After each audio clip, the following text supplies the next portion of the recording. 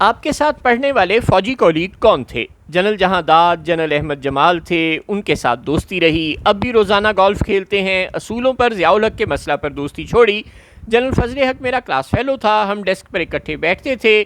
Indian فوج میں general Sharma تھے، جنرل فضل حق سے ماشاء اللہ کے دنوں میں رابطہ رہتا تھا، وہ مجھے قید بھیجتے تھے، لیکن جب کوئی سماجی تقریب ہوتی تھی تو کسی اور کے ساتھ نہیں بیٹھتے تھے، میرے ساتھ ہی بیٹھا کرتے تھے۔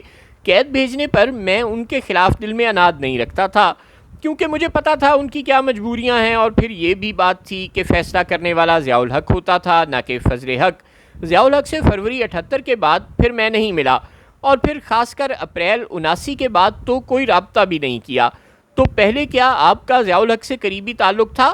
میں اوکاڑا میں ڈویژن کمانڈر تھا اور وہ ملتان کے کور کمانڈر تھے، ایک دوسرے کے ہاں آنا جانا ٹھہرنا سب کچھ تھا۔ جس رات ضیاء الحق کے چیف آف آرمی سٹاف بننے کے آرڈر نکلے ہیں وہ اس رات میرے گھر اوکاڑا میں تھے، اسی رات مجھے گورنر سرحد بننے کے آرڈر ملے۔ مجھے بھٹو صاحب نے 10 سال پہلے ریٹائر کر دیا۔ کیا آپ نے بھی ضیاء الحق کا نام بطور چیف آف آرمی سٹاف سفارش کیا تھا؟ نہیں جی، میرا تو سوال ہی پیدا نہیں ہوتا۔ وہ بہت سینئر تھے، سب ان کو جانتے تھے، اور ان کا امریکیوں اور دوسرے لوگوں سے جو رابطہ رہتا تھا، سب کو پتا تھا کہ general Zia ul Haq he chief of army staff بنے گا۔ آپ بھی تو بھٹو صاحب کے قریب تھے، آپ نے ضیاء الحق کے بارے میں انہیں اپنی رائے سے آگاہ نہیں کیا تھا؟ میں نے ایک دفعہ کوشش کی تھی، یہ جون 1974 کی بات ہے۔ پہلے زید بن سلطان نہیان آئے ہوئے تھے، بعد میں بھٹو صاحب نے امریکی سفیر کو پارا چنار بلایا ہوا تھا۔ امریکی سفیر بائی روڈز پہلے بریگیڈیئر تھا، بعد میں فارن سروس میں آیا۔ جب جنرل ناصر کی بغاوت ہوئی تو یہ قاہرہ میں تھا۔ یہ جب وہاں آیا تو بھٹو صاحب نے میرا تعارف کروایا، تو میں نے کہا کہ کیا یہ وہی بائی روڈز ہیں جن کا مشہور کتاب the game of the nations کے پہلے صفحے پر ہی نام درج ہے جس میں بغاوت کی بات ہوئی ہے؟ تو بھٹو صاحب نے کہا کہ پہلے مجھے قبائلی علاقے میں بھگاتے رہے ہو، کیونکہ کم از کم میرے سفیروں کو تو چھوڑ دو۔ دسمبر میں مجھے پتا چلا کہ امریکیوں نے کہا ہے کہ ضیاء الحق چیف آف آرمی سٹاف بن رہا ہے۔ جب میں نے بائی روڈ سے بات کی تو بھٹو صاحب کو اندازہ لگا لینا چاہیے تھا، میں تو بریگیڈیئر تھا، جونیئر تھا، اس سے زیادہ بات نہیں کر سکتا تھا۔ ویسے بھی دیکھیں، ضیاء الحق اور باقی جرنیلوں میں بہت فرق تھا، 19-20 کا فرق نہیں، زیادہ تھا۔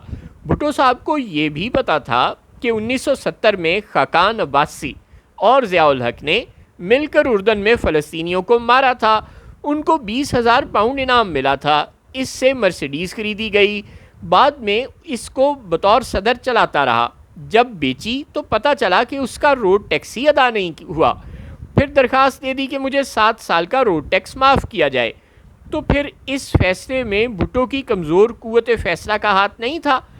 اس بالائی سطح پر آپ کو جو بھی دکھایا جاتا ہے تو آپ کئی چیزیں نظر انداز کر جاتے ہیں۔ آپ کو کہا جاتا ہے آپ کو یہ سامان، یہ اسلحہ دیں گے، امریکیوں کا یہ طریقہ کار ہے۔ امریکہ کورس پر جائیں تو وہ پک کر لیتے ہیں کہ یہ بندہ ہمارے مفاد میں ہے، پھر اس کو فالو کر کے لے جاتے ہیں۔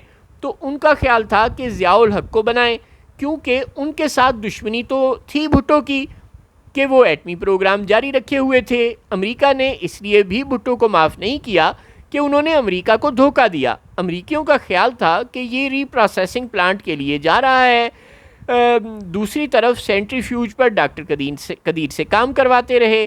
امریکہ فرانس پر دباؤ ڈالتا رہا کہ ری پروسیسنگ پلانٹ نہ دیا جائے، اور دوسری طرف پاکستان نے یورینیم کو افزودہ کر لیا تو بھٹو کو حب الوطنی کی سزا ملی۔ افغانستان کا سلسلہ بھی بھٹو نے شروع کیا، 73 میں بھٹو نے شروع کیا۔ قبائلی علاقے میں یکجہتی اور ترقی کا کام بھی بھٹو نے شروع کیا۔ کئی قبائلی علاقوں میں 47 کے بعد سے کوئی گیا ہی نہیں تھا، بھٹو کے دور میں ہی وہاں کام شروع ہوا۔ اگر ہم وہاں آپ افغانستان کے بارے میں افغانستان کے مستقبل کے بارے میں آپ کیا کہتے ہیں؟ اگر ہم وہاں مداخلت نہ کریں، وہاں کے حالات کو وہی بہتر جانتے ہیں، تو میرا خیال ہے افغانستان کا مستقبل شاندار ہے۔ آپ افغانستان میں طالبان کی شکست کو کس انداز میں دیکھتے ہیں؟ جس طرح جنرل نیازی نے بزدری سے ڈھاکہ کو کھو دیا تھا، اسی طرح کا واقعہ سقوط افغانستان ہے۔ پاکستان کی افغانستان کے حوالے سے 28 سالہ محنت 1 منٹ کی بزدلی میں ضائع کر دی گئی۔ میں طالبان کے انجام کے حوالے سے بہت رنجیدہ ہوں.